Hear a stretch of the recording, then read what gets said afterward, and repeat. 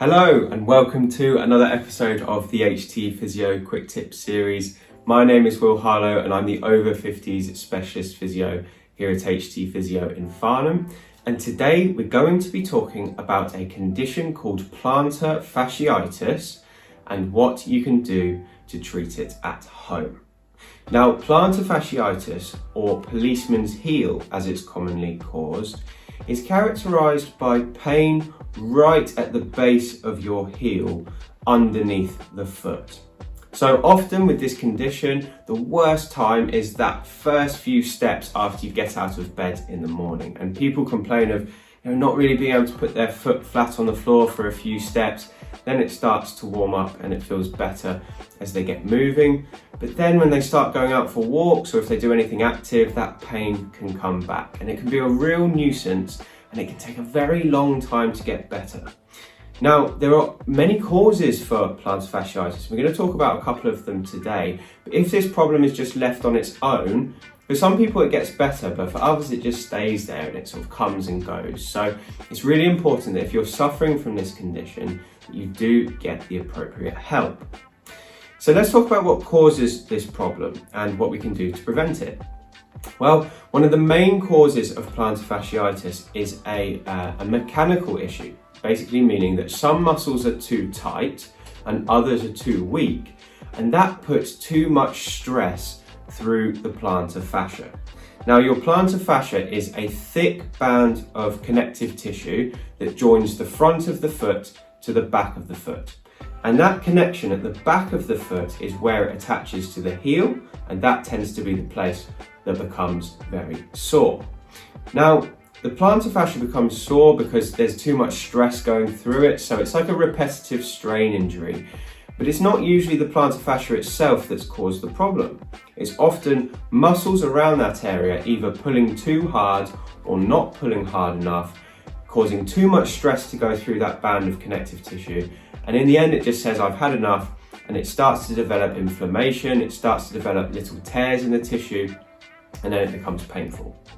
So now we know what causes it, okay? And we know that it responds to lots of walking. So if people walk a lot, they are more at risk of it. But obviously the solution shouldn't just be to not walk, it should be to fix the problem at its core. So let's talk about 2 fixes for plantar fasciitis that you can do each day that should help this problem on its way. Let's have a look at the 2 exercises now. So I'm going to show you 2 exercises you can use for plantar fasciitis in just a second. But first, I'm just going to show you where this problem is on my foot, and then we're going to talk about what we can do to prevent it. So if you want to have a look at my foot here, what you can see, I'm just going to bring my foot up here. Obviously, I've got my sock on still. Plantar fasciitis tends to bring pain right there, so right on the front part of the heel. And the plantar fascia itself is this band of tissue that goes from the back of the foot to the front of the foot. Now, the other thing that attaches to the heel is your Achilles and your calf muscle. And if your calf muscle becomes very tight, it pulls on the heel and it will stretch the plantar fascia when you walk, and that can lead to a problem here.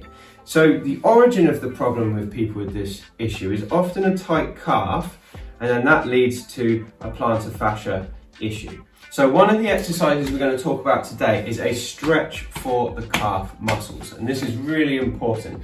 I'm going to explain how to do this now. It's super simple. So if you want to stretch your calf here, your right calf, what you're going to do is you're going to put one foot in front of the other. So you have your right foot at the back, and then you're going to keep both your feet facing forward, and you're going to lean forward by bending that front knee. So you're bending the left knee and you get yourself into a stretched position. You probably want to hold on to something while you do this.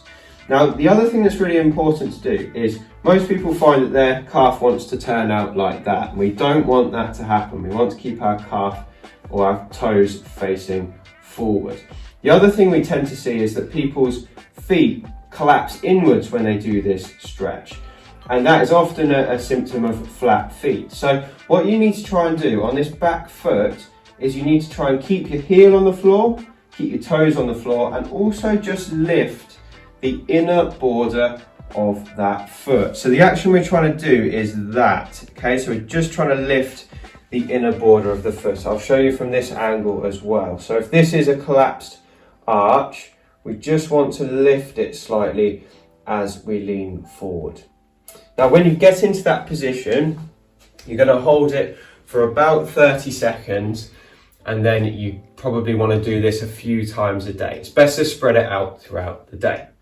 Now, the second exercise we're going to do for plantar fasciitis will involve a small ball like this one. Now, you can use a tennis ball, you could use a golf ball if you've got one lying around, or you could just use one of these massage balls as well if you happen to have one of these, or even a dog toy. You want something quite firm, okay? Something that isn't going to collapse when you squash it like this.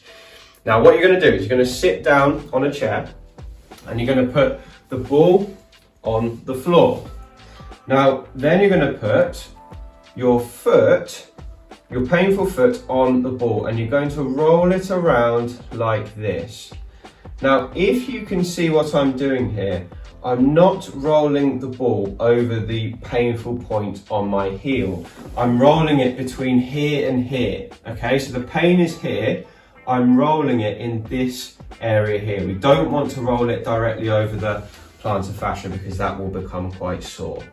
And what you're looking for really is you're looking for tight spots, you're looking for painful areas, and you're just trying to put a little bit of force through them to almost massage them out, because you can get these knots in the plantar fascia, and working on them like this for about 5 minutes a day can really help to loosen it up without aggravating the problem. You might find that after you've done that, when you stand up, your foot feels freer and easier.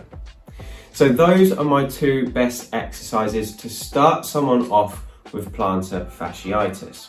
Now, often once we do these exercises, it does start to give people relief, but there are other issues going on in the leg and the ankle and the foot of people suffering with this problem. Namely, there are areas that are weak and other areas that are tight that often need addressing. So if you've used those two tips and it's helped, that's brilliant, but you probably still have to do some strengthening work around that area too.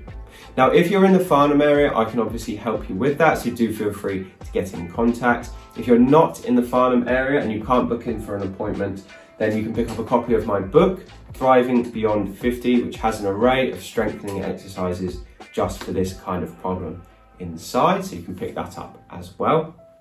Other than that, feel free to subscribe to the channel and you'll get a notification every time I bring out a new video. But I really appreciate your time. Thank you for watching. I hope your foot starts to feel better soon, and I'll see you on the next video.